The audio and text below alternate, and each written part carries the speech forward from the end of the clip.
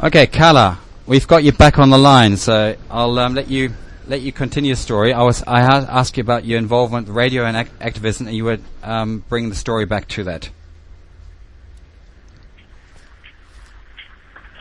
Okay, I was talking about my involvement with Spachi and my years at university. I spent 2 years at university in Suva, and 2 years later on at Monash University in New Zealand, and I did a postgraduate course in environmental management and development at the Australian National University in Canberra. The burning desire for me to go to university was to come back to the village and to be able to assist many of my people who didn't get the privilege of formal education, who didn't go up to secondary school,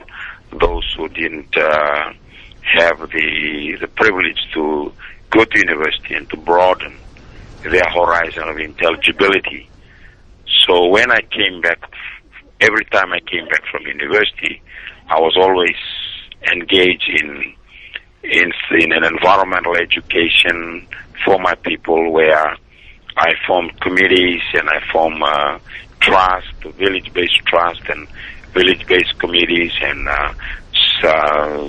some youth groups, to be able to bring people together, to divulge new ideas and to share new ideas, and to, especially in the areas of resource utilization, because mainly we hold land in common, or land is held in common property by tribal ownership, by Avusa, Matangali, and Tokotokas is what we call it, just like the iwi structures in the Maori setup. We have similar structures in Fiji who hold the land and the resources in common, and it was always an obligation for me to assist people to come to terms with resource utilization, to be able to, in a community focus, work towards sustainable use of resources in order to sustain their communities, especially the village-based communities. And we realize that our ends and our means are tied to the land, to the resources. So in order to sustain our village-based communities, we have to sustain or to have a sustainable development on what was on land and resources that were held in common or held by the tribes. And that was part of my work, or very much the heart of my work was to assist, educate people on resource utilization.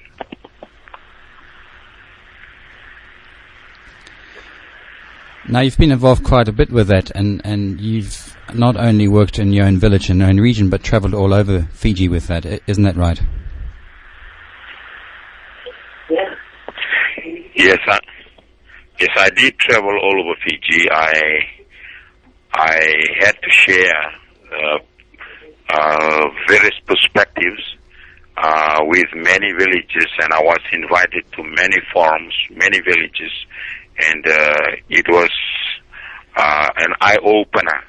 for many people, especially the structures, the chiefly structures, the native policy, how government structured the people together, and how churches held the people together, and how people were, in fact, are being structured in villages and in communities, and in terms of the communal ownership of resources. I traveled through many villages in Fiji in a way that even the government could not fathom, because I was on my own, and it was self-funded, and it was motivated and mobilized by the people. And it took me many years to do the work on very much almost like in the mold of the barefoot doctor of China, traveling from village to village. And eventually, as you caught up with me, Rent, when you were in Fiji, I was on a radio program, and in that radio program, I was able to streamline many of the issues and many of the information and many of the examples of community-based development. I talked about all this and governance on the radio so that the whole of Fiji could come to terms with the awareness campaign that I was involved in, on the community development awareness campaign, that I was, rather than moving from village to village, I was also on the radio to create a national awareness on the community-based development issues.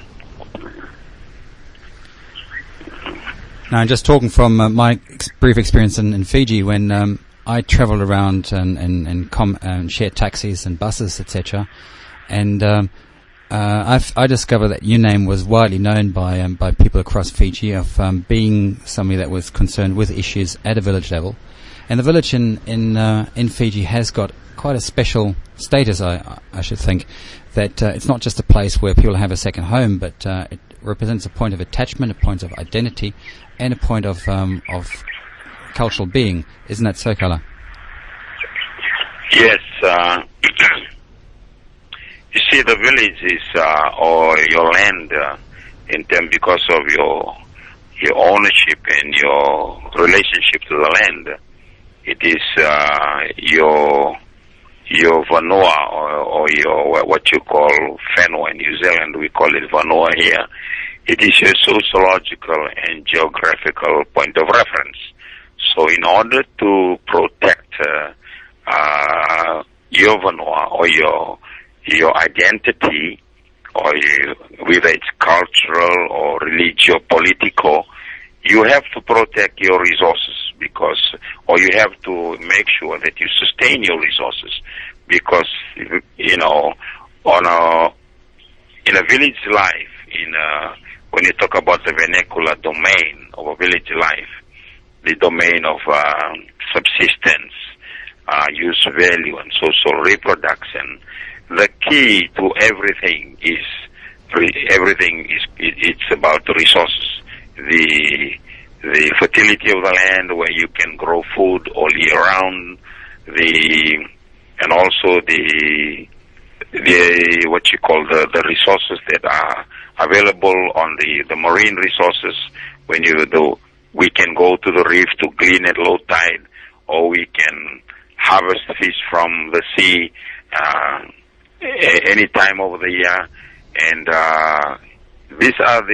what is very key to sustaining a village-based cultural economy. And that is why it was essential for me to assist people to come to terms with the global push for extraction of resources, especially the logging that was the wave of logging that was coming down PNG, the Solomon Islands, and into Fiji, where huge volumes of forest was taken for commercial logging by companies, mostly foreign companies, and later on these companies were localized, and then there was this huge industry of logging. The impacts of logging on the river system, the suspension sediments that loaded into the lagoon and the back reef area into the river systems, the government, the companies, and the people could not fathom the impact and the long-term consequence on what the impact of logging was going to run havoc on Fiji, and especially on my part of the country, on the Coral Coast, where Fiji sells to the rest of the world sand, sea, and sun. In the destruction of the coral reef, the destruction of the lagoons by siltation, loading into the lagoons, and this devalue the tourist areas, the coral reefs, and it affected the marine lives. And I had to go through Fiji on, like I said, almost like on the mold of the barefoot doctor of China, to educate the chiefs, educate the people on the ground who are pretty much lobbying for the short-term dollar, enticing companies for the short-term dollar from logging, but they did not quite fathom, they did not quite understand the long-term consequence that such an industry would impact upon the economy, upon the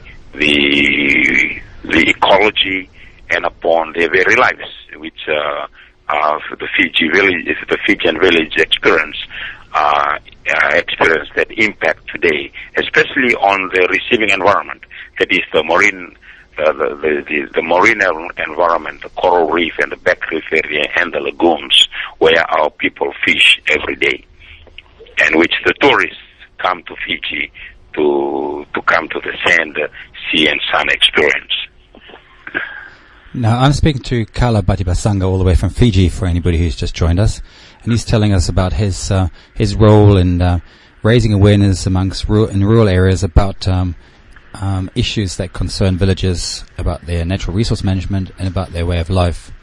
I'm just going to take a break here to give a bit of respite and come back after this next track and continue this discussion with Kala, particularly trying to see what kind of lessons we can take away from Fiji that might be relevant for us here on another island in the Pacific, a little bit further south.